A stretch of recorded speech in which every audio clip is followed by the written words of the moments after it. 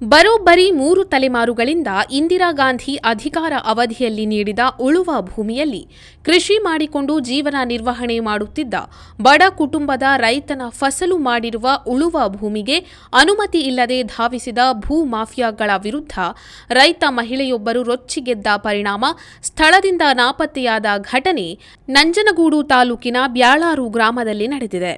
1974-75ರಲ್ಲಿ ಇಂದಿರಾ ಗಾಂಧಿ ಅಧಿಕಾರದ ಅವಧಿಯಲ್ಲಿ ದೇಬೂರು ಗ್ರಾಮದ ರಂಗಯ್ಯ ಎಂಬುವವರಿಗೆ ಬ್ಯಾಳಾರು ಗ್ರಾಮದ ಸರ್ವೆ ನಂಬರ್ 113/2ರಲ್ಲಿ 1 ಎಕರೆಯ ಜಮೀನು ಮಂಜೂರಾಗಿದ್ದು, ಆ ಭೂಮಿಯಲ್ಲಿ ಕೃಷಿ ಮಾಡಿಕೊಂಡು 3-4 ತಲೆಮಾರುಗಳಿಂದ ಜೀವನ ನಿರ್ವಹಣೆ ಮಾಡಲಾಗುತ್ತಿದೆ.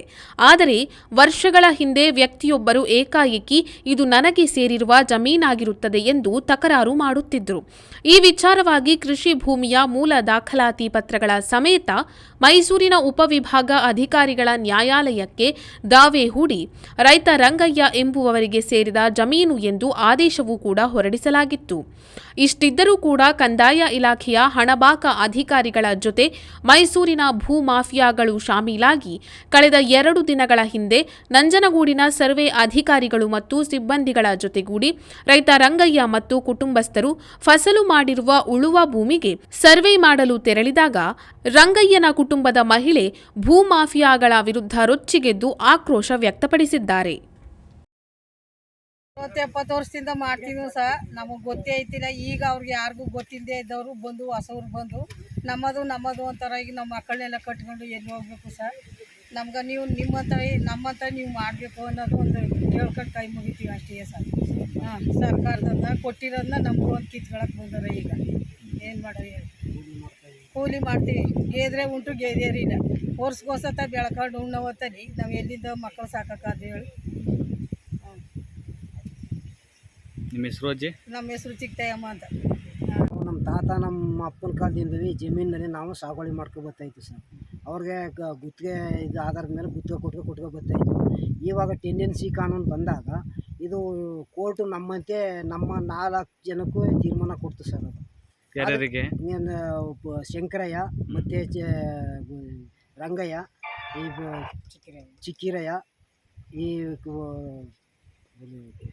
ಚಿಕ್ಕಿರಯ್ಯ ಕಚ್ಚಿರಂಗಯ್ಯ ಇವರಿಗೆ ತೀರ್ಮಾನ ಕೊಡ್ತು. ಈಗ ಅಲ್ಲಿಂದ ನಾವು ಸಾಗುವಳಿ ಬರ್ತಾಯಿದ್ದು. ಇವಾಗ ಬಂದು ಯಾರೋ ಹೊಸವರು ನಮ್ಗೆ ಗೊತ್ತಿಲ್ಲ, ಜಮೀನು ನಮ್ಮದು ನಮಗಾಗಿದೆ ಅಂತ ಇವಾಗ ಬಂದು ನಮ್ಮ ಖರೀದಿ ತಗೊಂಡಿದ್ದೀವಿ ಅಂತ ಅಳತೆ ಮಾಡೋಕೆ ಬಂದರು ಸರ್. ನಮ್ಗೆ ಯಾರು ಗೊತ್ತಿಲ್ಲ, ಅಳತೆ ಹಿಡಿಯೋದು ಬ್ಯಾಡಿ ಅಂತ ವಾಪಸ್ ಕಳಿಸಿದಾಗ ಕೋರ್ಟಿಂದ ಆದೇಶ ಆಗಿದೆ ನಮ್ಗೆ.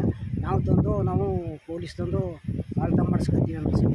ಅದಕ್ಕೆ ನಾವು ಬರ್ಕೊಟ್ಟದಾಗ ಸೈನ್ ಹಾಕಿ ನಾವು ಹಾಕೋ ಸುಮ್ಮನೆ ನಮ್ಮ ಜಮೀನು ನಾವು ಅಂತ ನಾವು ವಾಪಸ್ ಕಳಿಸ್ತೀವಿ ಸರ್. ಆಗ ಯಾವ ನೀಡಿದವರು ಹೆಸರು ಅವರು ಹೊರಟೋದ್ರು ಸರ್. ಮತ್ತೆ ಪೊಲೀಸ್ ಬರ್ತೀವಿ ಅನ್ನೋದು. ಅವರೆಲ್ಲರೂ ನೋಡಿದ್ರೆ ಇಲ್ಲಿ ಸರ್? ಯಾವಾಗಲೂ ನೋಡಿಲ್ಲ ಸರ್, ಇದೇ ಫಸ್ಟ್ ಸರ್ ಗೊತ್ತಿರೋದು.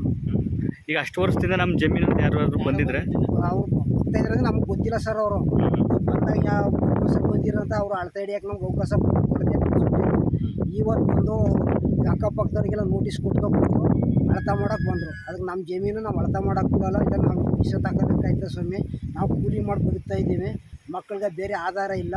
ಇದು ಬಿಟ್ರೆ ನಮ್ಗೆ ಅಲ್ಲಕ್ಕೆ ದಾರಿ ಇಲ್ಲ. ಈ ಥರ ಮಾಡ್ಬಿಟ್ಟು ಹೋದ್ರೆ ನಮ್ಮ ಮಕ್ಳು ಎಲ್ಲಿ ಕಟ್ಕೊಂಡು ಹೋಗೋ ಹಾಳು ಮಾಡೋಕ್ಕಾಗಲ್ಲ ಸ್ವಾಮಿ ಅಂತ ನಾವು ಕೈ ಮುಗಿದು ಕೇಳ್ಕೊಂಡು ಅದಕ್ಕೆ ಅವರು ಪೊಲೀಸ್ಗೆ ತಗೊಂಡು ನಾವು ಅಳತೆ ಮಾಡಿಸ್ಕೊತೀವಿ. ಬನ್ನಿ ಪೊಲೀಸ್ಗೆ ಹೋಗ್ಬಿಟ್ಟು ವಾಪಸ್ ಹೊಂಟೋದ್ರು ಸರ್.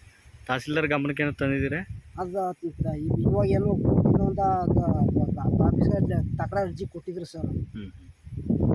ತಕರಾರು ಅರ್ಜಿಯಲ್ಲಿ ಸರಿ, ಈಗ ನಿಮ್ಗೆ ಏನಾಗಬೇಕು ಯಜಮಾನ್ರೆ? ನಮ್ಮ ಜಮೀನು ನಮಗೆ ಬೇಕು ಸರ್ ಅಷ್ಟೇ. ಪಾಪ ಮಕ್ಕಳು ಎಲ್ಲೋ ಹೋಯ್ತದ ಸರ್. ಇವರು ಎಲ್ಲ ನಾವು ಕೂಲಿ ಮಾಡ್ತಾಯಿದ್ದೀವಿ ಸರ್. ಇವತ್ತು ಇದೆಲ್ಲ ಹೋಗಿ ಗಾರ ಹೊರೋದು ಅದು ಮಾಡ್ಕೊತೀವಿ ಸರ್. ಇವತ್ತು ಇದನ್ನು ಹೋಗ್ತೈತೆ ಸರ್ ಮಕ್ಕಳು ಕಟ್ಕೊಂಡು. ಈ ಸರ್ಕಾರ ಮಾಡಿರೋದೇ ಈಗ ಎಲ್ಲರೂ ಇದು ಇಡೀ ದೇಶಕ್ಕೆ ಟೆಂಡೆನ್ಸಿ ಕಾನೂನು ಬಂದಾಗ ಸರ್ಕಾರ ಕೊಟ್ಟಿರೋ ಜಮೀನಿಗೆ ನಾವು ಬಂದಿರೋದು. ಈಗ ಅವರು ಜಮೀನವ್ರು ಒಪ್ಪಿ ಎಲ್ಲರಿಗೂ ಬಿಟ್ಬಿಟ್ಟು ಹೊರಟಾಗಾರ. ಇವತ್ತು ಬಂದು ಈ ಜಮೀನು ನಮ್ಮದು, ನಾವು ಖರೀದಿ ತಗೊಂಡಿವಿ ಅಂತ ಯಾರೋ ಹೊಸಬರು ಬಂದು ಅದನ್ನು ಜಮೀನು ಅಳತೆ ಮಾಡೋಕೆ ಬರ್ತಾವ್ರೆ ಸರ್. ನಿಮ್ಮ ಹೆಸರು?